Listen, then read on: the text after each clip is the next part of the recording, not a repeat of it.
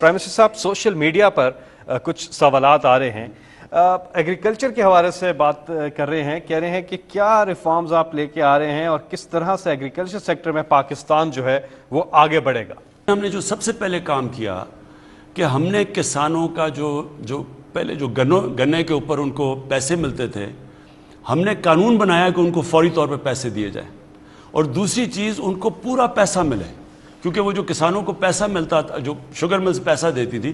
سب سے طاقتور لوگ شوگر ملز ان کے پاس تھی، تو ان کے کوئی نہ ان کو حکومت کچھ کہتی تھی، نہ ان کو وہ کین کمشنر، سب ڈرتے تھے، بلکہ کئیوں کو تو پے رولز پہ تھے، ان کی تنخواہیں لگائی ہوئی تھیں انہوں نے، تو ان کو کچھ کہتا کوئی کچھ نہیں تھا۔ پھر انہوں نے وہ کارٹیلز بنایا ہوا تھا کمپٹیشن کمیشن کے اندر، انہی کے اتنی طاقت تھی ان کی کہ وہ بھی کچھ نہیں کرتی تھی، ان کو تو یہ قیمتیں اوپر خود ہی فیصلہ کرتے تھے قیمت کتنی ہے، تو لوگوں کے اوپر قیمتیں بھی اوپر، پھر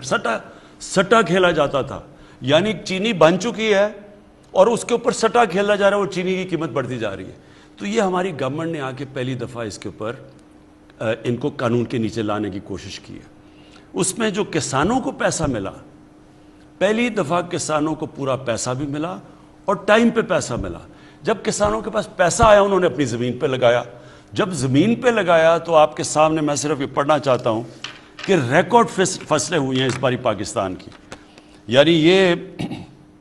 کوئی بھی یہ امید نہیں لگا رہا تھا کہ پاکستان جتنی جو ہماری فصلوں کی پیداوار ہوئی ہے، وہ گندم کی 8.1 بڑھی، چاول مونگی یعنی 13.6%، شوگر کین چینی 22%، اور چھلی 7.4%۔ یہ جو بڑھی ہیں اس سے کیا ہوا کہ اس سے مزید اور کسانوں کو پیسہ آیا، کیونکہ ان کی بھی کبھی قیمتیں ان کو نہیں ملی جو پہلی دفعہ ملی۔ لیکن یہ ابھی شروعات ہے، انشاءاللہ جو آگے اب ہم پالیسیز لے کے آ رہے ہیں، اب آپ دیکھتے رہیں گے کہ ہم نے مزید ان کی کیسے مدد کرنی ہے، ٹیکنالوجیز نہیں لے کے آنی ہے، بیج ڈیولپ کرنا ہے۔ اور پھر ایک اور چیز جو ابھی میں مہنگائی کے اوپر علیحدہ بات کروں گا، ایک بہت بڑا مسئلہ یہ ہے کہ جو کسان مثلا سبزیاں اگاتا ہے، جو اپنی پیداوار بھی اگاتا ہے، اس میں جو اس کو کتنا پیسہ ملتا ہے اور جب وہ پیسہ پہنچتا ہے دکانوں میں، شہروں میں، اس میں اتنا زیادہ فرق ہے، یعنی جو محنت کر رہا ہے اس کو بالکل کم پیسہ مل رہا ہے، بیچ میں جو مڈل مین یا آرتی کہہ دیں، وہ 3-4 گنا زیادہ وہ پیسہ کما رہا ہے اور مہنگی چیزیں مل رہی ہیں شہروں کے اندر۔ تو اب ہم کرنے کیا لگے، اور یہ چائنیز نے، یہ ہم نے ادھر دیکھا تھا جا کے، ہم کرنے کیا لگے کہ ہم ڈائریکٹلی کسان اور اس کو سیدھا پہنچا رہے ہیں ریٹیل پہ، جو چائنا میں ہوتا ہے، اور اس میں انفارمیشن ٹیکنالوجی کا فائدہ اٹھا رہے ہیں۔ تو یہ ایک ورچوئل مارکیٹس بنا رہے ہیں،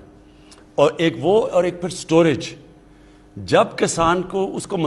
مشکل یہ ہوتی ہے کہ وہ جلدی جلدی اپنی چیزیں سستی بیچتا ہے کیونکہ وہ خراب ہونی ہوتی ہیں، اس کے لیے سٹوریج چاہیے۔ ہم نے ابھی فیصلہ کیا ہے کہ ہم انشاءاللہ 900 نئی سٹوریج فیسلٹیز بنا رہے ہیں پاکستان میں، تاکہ کسانوں اپنی ان کو چیز بھی رکھ سکے اور ٹائم پہ بیچے تاکہ ان کو قیمت ملے۔ اور پھر ٹرانسپورٹیشن کے اوپر بھی محنت کریں، جو چائنیز نے کیا تھا کہ ٹرانسپورٹیشن ایسی ہو کہ ان کی فصلیں، فروٹ،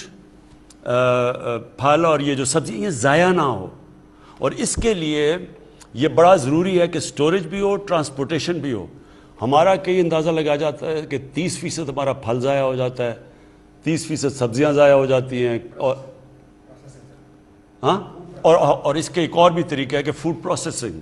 یعنی ہم وہ اب چھوٹے چھوٹے فوڈ پروسیسنگ لگانے لگے ہیں، اس کے لیے ہم قرضے بھی دیں گے بڑے بڑے سستے، تاکہ یہ میکسیمم بینیفٹ کسان کو ملے۔ جتنا کسان کو فائدہ ہوگا، اتنا زیادہ وہ پیسہ اپنی زمین پہ لگائے، اتنی زیادہ پیداوار بڑھے گی۔